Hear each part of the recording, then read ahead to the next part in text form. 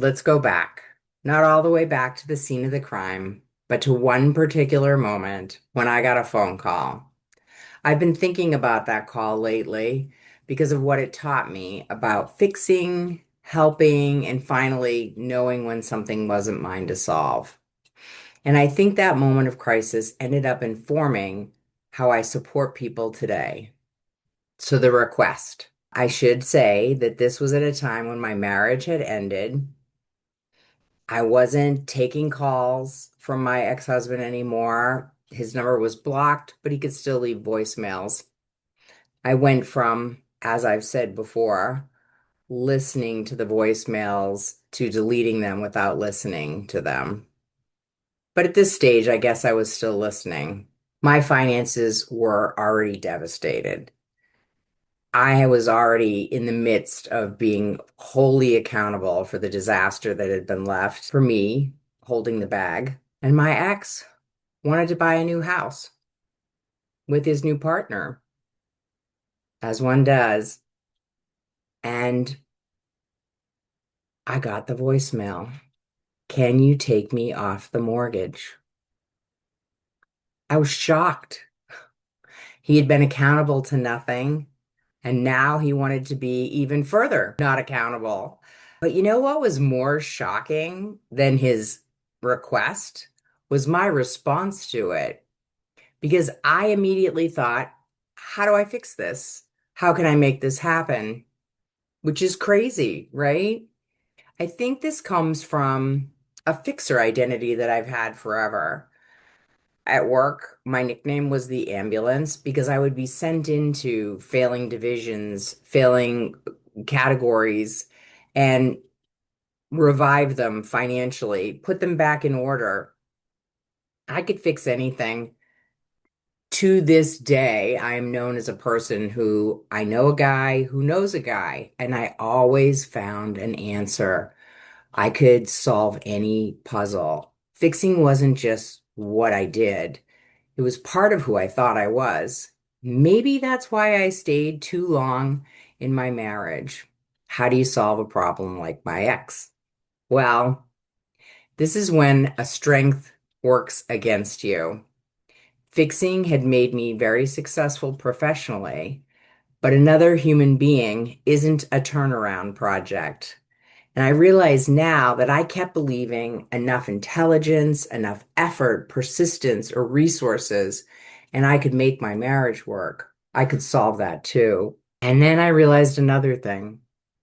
I thought my ex was reckless and I was the responsible one. So all the time, opportunities were coming up where he would do something that I might have cautioned against, and he would do it anyways, and I would have to fix it. Eventually, I realized that a lot of that recklessness was actually quite calculated. And that changed the question from how do I fix this to why am I still participating in this? Because I realized that that was the dynamic. Someone makes a mess and I clean it up over and over and over again. And like I said, what works well in business does not work well in relationships. I had a friend who was helping me come to grips with everything that was going on with my life. She had had some similar experience, and she had helped some other people who had gone through similar experiences. So she was kind of coaching me and holding my hand through all of this. And she told me a story and gave me some examples and asked me to make a choice. And she said, some people get divorced on paper and stay married for the rest of their lives. She told me about couples who had legally divorced but had stayed married for years, whether it be through arguing or negotiating or rescuing or fixing or constant communication. She was actually the reason that I had gone from answering the calls to letting it go to voicemail to blocking so there were no texts coming in and eventually to not listening to the voicemails. One person moves forward, the other person stays trapped, the old relationship roles continue. And she pointed out that ending a relationship sometimes means that I am no longer performing my old job in your life. And this phone call put a very fine point on that particular situation. And when I gave it some thought, I had seen other couples do this. I knew what she was talking about. It made total sense to me. And I did not want that. I am not one of those women who threaten divorce as a means to getting someone to change. I had had that conversation with her before I had filed for the divorce, and she'd cautioned against that very thing. So when I filed for divorce, I meant it. And now I had another choice to make. Am I going to be legally divorced or actually divorced? So that mortgage question was kind of my final fixer test. My old instinct, there has to be a workaround. Who can I call? Surely I can figure this out. There may have been a certain amount of pride that I could prove I can still fix one more impossible thing. But I couldn't simply take him off the mortgage, and I shouldn't have had to have solved it anyways. Maybe I needed one problem I literally could not fix to finally stop trying. So this was it. And it gave me some time to think about the nature of all the fixing I had done. And I realized something. This was another crisis, another request, another mess, another need, and I had always fixed them. Even after nearly everything was gone, there was still a request for more. I began realizing that he had been a bottomless pit, and it was time for me to start shoveling some dirt into that grave. Not burying him, burying my role as his fixer. So I did. I couldn't fix that, and I didn't fix it. And it helped me make a clean break with him and redefine what help looks like. So, what helping looks like for me today is very different. I still help people through crises, but I don't solve their lives.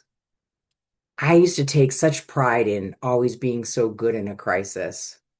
When the chips were down, you could always count on me. I would fix it. I don't do that anymore. I had someone who gave me a lot of help and support. They gave me choices, they gave me tools, they told me stories and asked me questions, good questions, and they helped me through that. And from them, I learned that's what I need to do too. So I share with other people what happened to me, what worked for me. I offer them the tools that I used. I share some of the practices that helped me come to grips with what was going on and change my behavior. I point out some possibilities. I ask the same good questions that were asked of me, and then I let them decide what they want to do. And sometimes it's difficult for me to watch people fix other people's problems, but fortunately, I'm no longer attached to other people's outcomes. I think that ended when I couldn't take his name off the mortgage. And I'm really grateful for that. Sometimes we have to come up against an unfixable problem to stop thinking we can fix everything. Not everything's meant to be fixed. But it did make me uniquely qualified to help other women and other people with similar situations, but by offering support, mentorship, a different kind of help, not a solve, not here's my answer to your problem, or do this, do that, and everything will be okay. That version of helping people has gone the way of the dinosaurs. And I'm grateful for that because when people show up for themselves and take the actions they take with intention, they get to become the author of their own life. I don't want their pen in my hand. And it's amazing to see what people would do when you give them a little bit of support and encouragement. I was thinking of another thing too. Someone else said it to me, or maybe they reflected it back to me, but I might have been asking a question and seeking an answer. And I think the response I got was something along the lines, or at least this is how I remember it and how I practice it today is, how arrogant would it be for me to think that I know anything about what's best for you? Only you know what's best for you. I'll get in there with you and I'll dig in, and together we'll have some great conversations, thought-provoking and enlightening, probably for both of us. We'll probably both learn a little, but it would be completely arrogant of me to think I know what's best for you. And I love watching what people do when you just open the door to the possibilities and the latitude of what do you want this to look like? And let them decide. This woman who helped me, she told me another story because I kind of got a little bit of excessive admiration for her. It was like walking on water, her ability to see things so clearly because they weren't her problems, and to ask the questions and guide me through the process. It was amazing to me. And I might have put her up on a little bit of a pedestal. And she told me a story about the monks, the Buddhist monks, stay in the temple all day and they bring water to the visitors to the temple.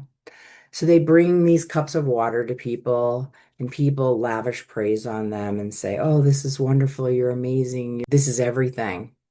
And the monk says, "No, no, I am bringing this to you so that I can show you where the water is. This is what it looks like. It's over there." And they point to the river, the vast river. And that's what the woman who helped me said she was doing for me. She didn't try to fix my life. She showed me where the water was. And interestingly enough, I had the opportunity to be in Thailand and go to one of these temples and watch the monks. And as they passed out the water, I thought, this is what that looks like, because I could see very clearly behind them a vast river, and anyone who wanted to could go over and get all the water they wanted, but they were showing the way. So I didn't stop helping. I stopped confusing helping with fixing. And I know now that some relationships don't end when the papers are signed. They end when you stop doing your old job in them. So, what problem are you still trying to solve that was never yours to solve? I'd invite you to come along with me as we continue growing up late.